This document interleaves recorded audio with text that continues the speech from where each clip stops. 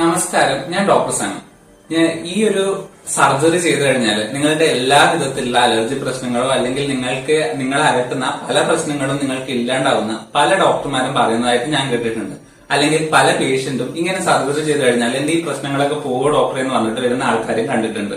നിങ്ങൾക്ക് അഡിനോയിഡ് അല്ലെങ്കിൽ ടോൺസിലൈറ്റിസിന്റെ പ്രശ്നം ഉണ്ടെങ്കിൽ നിങ്ങൾ ഇത്തരം സർജറി ചെയ്താൽ എന്താ സംഭവിക്കുകയെന്ന് വെച്ചാല് നമ്മുടെ ലിംഫ് നോഡ്സ് എന്ന് പറയുന്നത് നമ്മുടെ പ്രതിരോധ സംവിധാനമാണ്. അതായത് നമ്മുടെ ശരീരത്തിൽ ബാക്ടീരിയ, വൈറസ് അല്ലെങ്കിൽ അലർജൻസി ഇവ പോലുള്ള പ്രശ്നങ്ങൾ ഉണ്ടാക്കുമ്പോൾ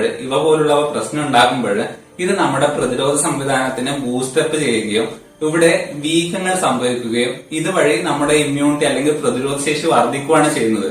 അന്നേരം ഇത്തരം ഭാഗങ്ങൾ നമ്മൾ റിമൂവ് ചെയ്ത് കഴിയുമ്പോൾ, അതായത് അഡിനോയിഡ് അല്ലെങ്കിൽ ടോൺസിൽസ് ഒക്കെ റിമൂവ് ചെയ്ത് കഴിയുമ്പോൾ ഇത് നിങ്ങളുടെ പ്രതിരോധ സംവിധാനത്തെയാണ് ബാധിക്കാൻ പോകുന്നത്.